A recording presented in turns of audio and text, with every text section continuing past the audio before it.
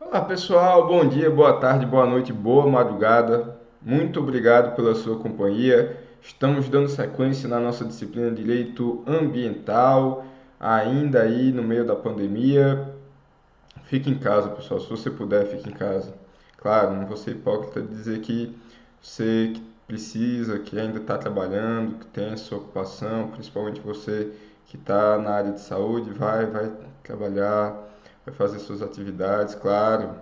Eu mesmo preciso de vez em quando é, ir ao supermercado, mas quanto mais a gente respeitar esse isolamento social, mais cedo a gente vai conseguir começar a superar essa situação. Vejo exemplos de países como a própria Espanha, mas principalmente aí Portugal, Canadá, que tiveram um isolamento social acima de 70% e que já começam uma reabertura lenta e gradual, observando aí a quantidade de leitos disponíveis, quantidade de contaminações. Então, vamos diminuir essa contaminação para que a gente possa sair o quanto antes. Pessoal, dado meu recado, e eu espero que todos estejam bem, suas famílias estejam bem, vamos dar sequência no nosso conteúdo. Hoje é uma das aulas mais gostosas, um dos assuntos mais interessantes para ser um pouco menos eufórico, pelo menos na minha opinião.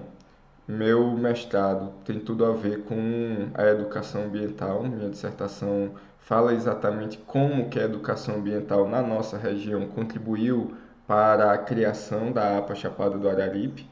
Então, eu fiz uma relação entre unidades de conservação, que é o nosso próximo assunto, com a educação ambiental. E eu confesso a vocês, antes de entrar no mestrado, eu estava muito é, deprimido, não sei se é a palavra mais correta, mas sem empolgação com o direito ambiental, porque eu vinha logo do meu TCC. No meu TCC eu falava do direito ambiental internacional. Eu fiz a análise da COP15 e quais eram as perspectivas para a COP16 na Convenção do Clima. E eu saí convencido no meu TCC de que aquela reunião que aconteceria uma semana depois da minha defesa, da minha banca, seria um grande fracasso, enquanto boa parte da mídia vendia como uma grande nova esperança, os Estados Unidos envolvidos com a causa do clima, e eu falei que não ia dar certo. É, eu via nos bastidores das notícias que eu consegui colher, de alguns livros que eu fiz análise, é, muito parecidos com o que aconteceu em 1972, lá na Conferência de Estocolmo. Então, eu não achava que o direito ambiental ia conseguir resolver exatamente os nossos problemas, mas aí eu mudei de perspectiva. Na verdade, eu estava olhando do macro para o micro. E eu estava pensando que uma comunidade internacional forte conseguiria mudar as nossas condutas aqui embaixo. E aí, pessoal, isso é complicado. Ou não vai existir essa autoridade internacional forte, ou se ela existir, nada garante que ela vai ter interesses genuínos de cuidar, de proteger a população. Então, eu, quando ingressei no mestrado no PRODEMA, o Programa de Meio Ambiente e Desenvolvimento, na verdade, Desenvolvimento e Meio Ambiente, na UFPB, eu mudei de perspectiva em ao invés de olhar de cima para baixo, eu olhei, olha, a mudança vai vir de baixo para cima. Quando nós, seres humanos, nós que vivemos, nós que respiramos, que temos fome, que sentimos calor, frio, quando nós entendermos que a proteção do meio ambiente é algo positivo, não é uma imposição desnecessária do Estado, mas é algo necessário à nossa qualidade de vida, aí sim nós temos uma perspectiva de melhora. Nós temos uma possibilidade de um futuro diferente do passado. Então vamos evitar Cazuza com o Museu de Grandes Novidades, né? Então vamos para frente.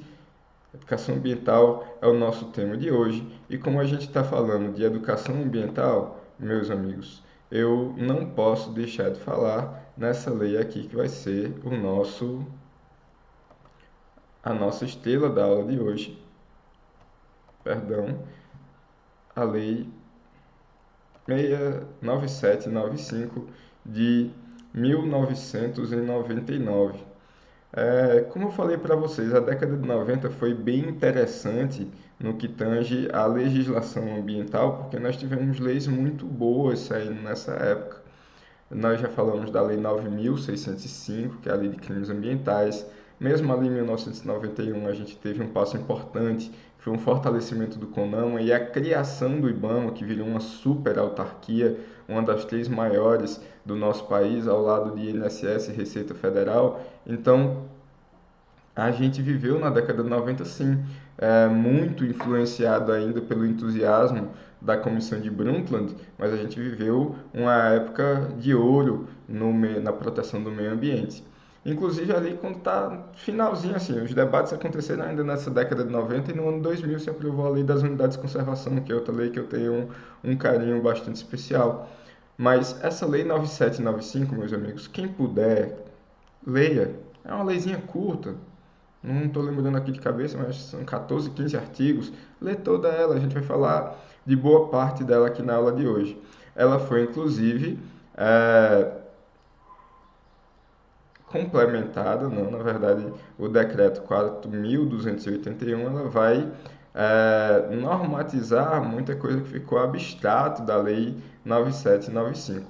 Mas é claro, pessoal, que para essa lei funcionar, a gente precisa de uma sede na Constituição, implícita ou explícita, e nós temos explicitamente o parágrafo 1º, que vai falar que incumbe ao poder público, inciso 6, realizar educação ambiental. Cuidado, pessoal, porque quando eu falei do direito ambiental constitucional, eu lembro a vocês que esse parágrafo 1º, apesar de ter essa redação incumbe ao poder público, a gente tem muito mais um dever do poder público diante daquele princípio da legalidade administrativa do que propriamente dito uma restrição de todos esses instrumentos. É claro que aquilo que deriva de poderes indelegáveis, como o poder de polícia, de fiscalização, a sociedade não poderá fazê-lo. Mas educação ambiental incumbe ao poder público, mas como eu também falei para vocês no princípio democrático do direito ambiental, não existe participação popular sem educação, sem que as pessoas saibam o que é preciso fazer e o que elas podem fazer. Então, incumbe ao poder público fazer a educação ambiental, mas é muito importante que toda a sociedade participe desse processo conjuntamente. Meus amigos, além disso, subsidiariamente, a gente ainda aplica a Lei 6938, a Lei da Política Nacional do Meio Ambiente, a nossa lei geral, não tem como fugir dela, que lá no artigo 2º, lá nos incisos que chamam de princípios, que a gente fala que são muito mais instrumentos, o inciso 10 também vai falar em realização de educação ambiental. A Lei 9985 do ano 2000, que a gente vai estudar na próxima aula, a Lei das unidades de conservação, ela vai trazer também no artigo 4º como um dos objetivos da lei é contribuir com a promoção da educação ambiental. E para se alcançar esses objetivos, todos no artigo 5º nós temos algumas diretrizes e entre essas diretrizes nós temos a realização de educação ambiental. Então vem muito a calhar na minha dissertação de mestrado.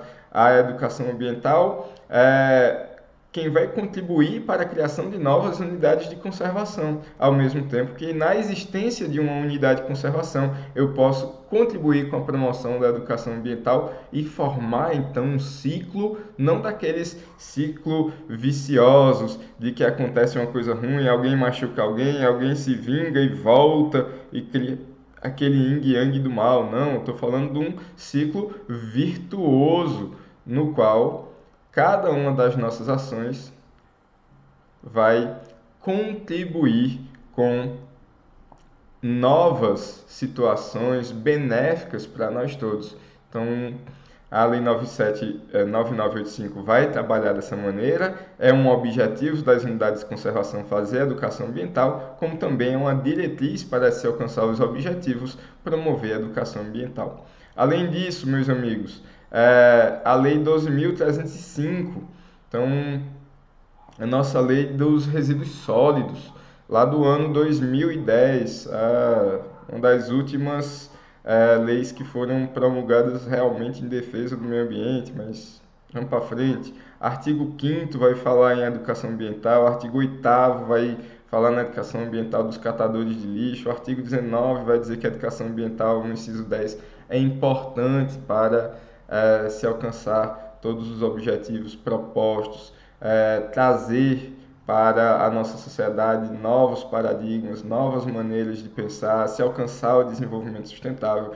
Então, a educação ambiental, meus amigos, é uma ferramenta interessantíssima, muito forte que nós temos na mão, mas também não é uma panaceia, também não é a cura para tudo, até porque essa própria educação ambiental a gente tem que ter muito cuidado, porque, inclusive, alguns autores que eu sou bastante entusiasta da leitura, eles defendem hoje o que eles chamam de educação para alguma coisa. Então, eles vão falar educação para sustentabilidade.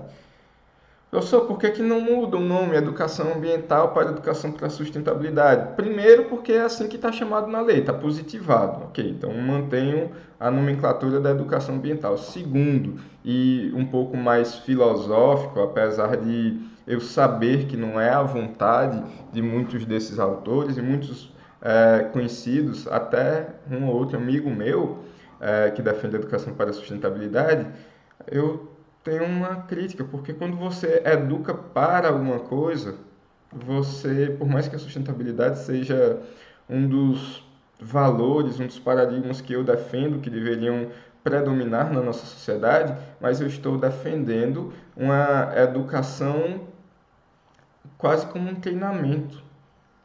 Então, e a educação ambiental não se propõe para isso. Sempre que eu educo alguém para alguma coisa, eu estou educando ele para uma sociedade em que terá pessoas que vão dominar, opressores, e eu vou ter uma educação de pessoas que serão oprimidas.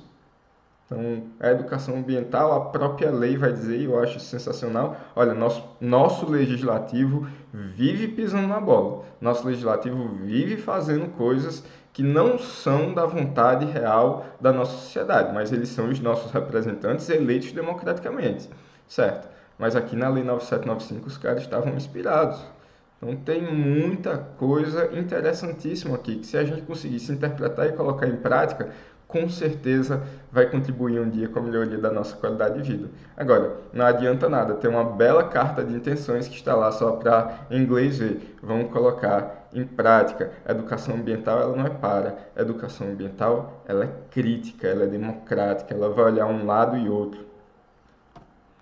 E aí vamos deixar um pouco de lado esse discurso mais filosófico e vamos começar a fazer a análise positivista mesmo dessa nossa lei, desse nosso marco, que é a Lei 9795. Então vamos lá.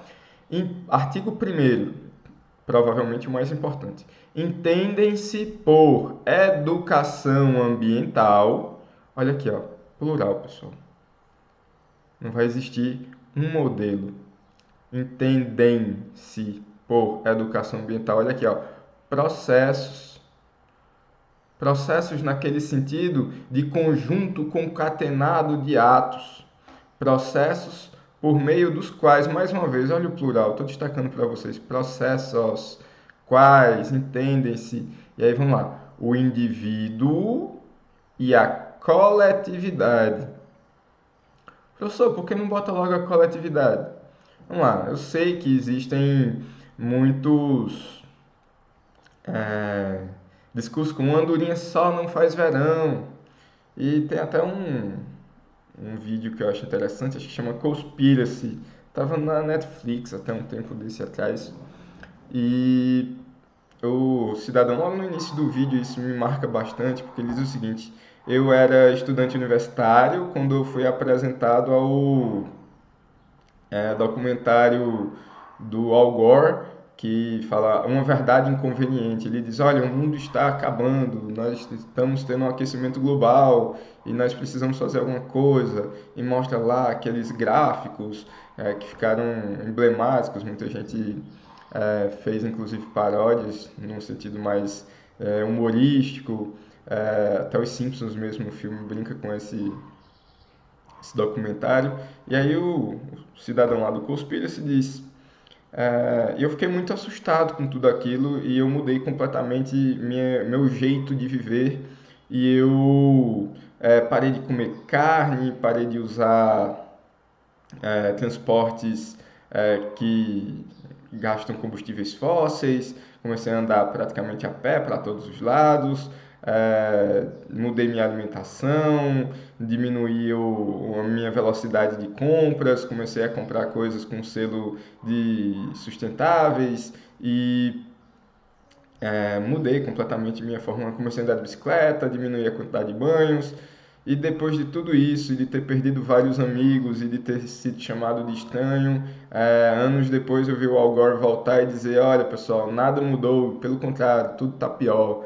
E ele falou, nossa, meu Deus, eu me sacrifiquei tanto para tentar fazer com alguma coisa, e foi completamente vão, as coisas estão piores do que estavam anos atrás.